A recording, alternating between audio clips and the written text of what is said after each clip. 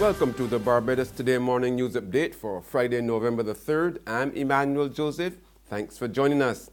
In our top story at this hour, former Governor General Sir Clifford Husbands will be laid to rest this morning following a state funeral at the St. Lucie Parish Church.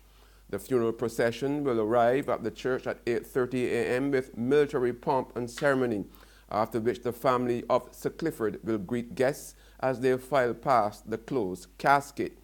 Among the dignitaries attending will be Acting Governor General Sir Philip Graves, former Governor General Sir Elliot Belgrave, Prime Minister Frandil Stewart, and Chief Justice Sir Marston Gibson.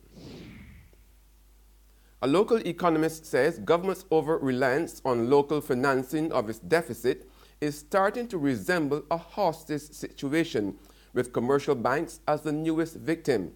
Responding to Wednesday's Central Bank Economic Review for the first 9 months of this year, opposition Barbados Labour Party candidate for St. Michael's South Central Marsha Cattle said commercial banks are being forced to hold even more of their domestic deposits in government securities just because the Frandil Stewart administration has run out of financing options. The banking sector has high excess liquidity. These resources should, in theory, be available to be lent to the private sector, including small business. But in such a poor investment climate, where no one has any confidence in this economy, no one wants to invest. And because this government has run out of financing options, commercial banks are being made to hold even more of their domestic deposits, 20% starting January 1st next year, in government securities. The same banks that have actively been opting not to do so because they have no faith in government's ability to repay.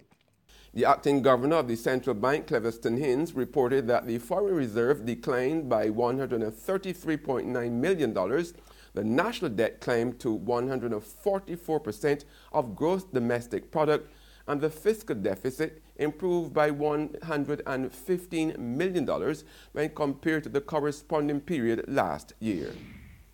In other news now, the proprietors of privately owned public service vehicles are calling on government to allow them to employ their own inspectors. Chairman of the Alliance Owners of Public Transport, Roy Raphael, says it would further improve the PSV sector.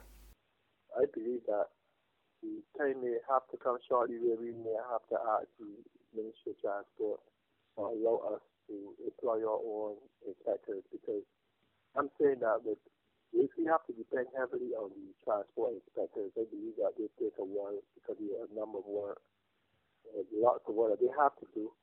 So if we generally call upon our own inspectors working with us, I will see some further improvements among the PSC Association and the drivers and the operators. There's regional and international news after this short break. Join us from November 16th to 19th, 2017 for the Barbados Food and Rum Festival, where acclaimed Barbadian chefs and mixologists are joined by Chef Jean-Georges of the US, Chef Tom Akins of the UK, Chef Chris De La Rosa of Canada to create dining experiences to delight the senses. Visit ticketpal.com and all TicketPal locations to get your tickets, and visit foodandrum.com for more information.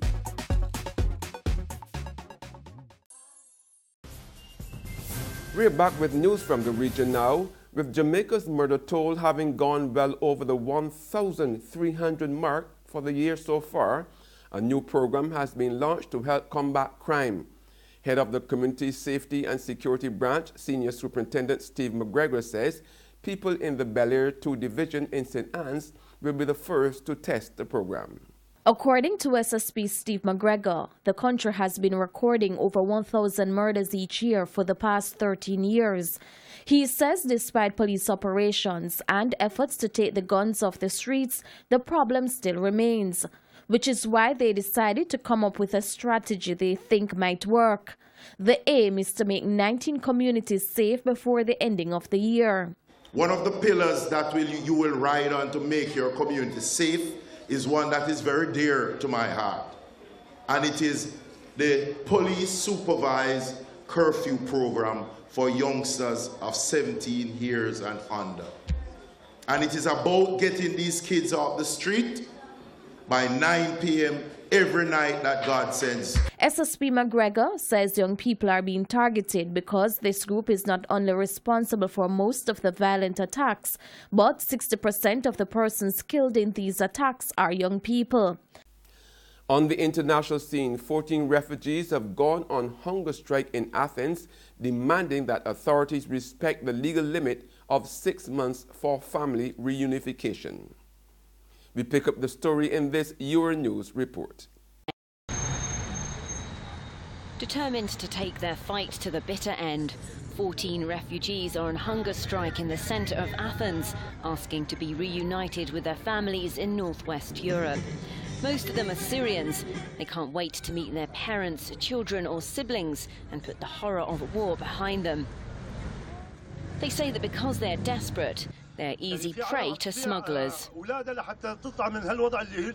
يعني أحب أوضحكم هالنقطة هاي إنه المهربين هون عم يستغلونا لدرجة فوق العادة ويونان عم تعطيهم هالمجال هاد فأغلبية العالم هون يعني فيها قدامي صارت الشغلة هاي الزلمة عم يعرض على تاني يقول ما المشكلة إذا أبيع الكلاوي تبعي وأجيب لك المصاري أكثر من هيك شو بدها تكون يعني. Many of the refugees have already been accepted into Germany but remain in Greece.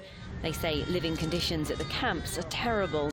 That's news, but for the very latest, visit our website at www.barbadostoday.bb. You can also subscribe to our e-paper, email updates, or like us on Facebook. We are also on Izumi Media in bus terminals, as well as screenplay at supermarkets and gas stations near you. You can also hear us on Mix 96.9 FM. I'm Emmanuel Joseph. Have a fantastic day.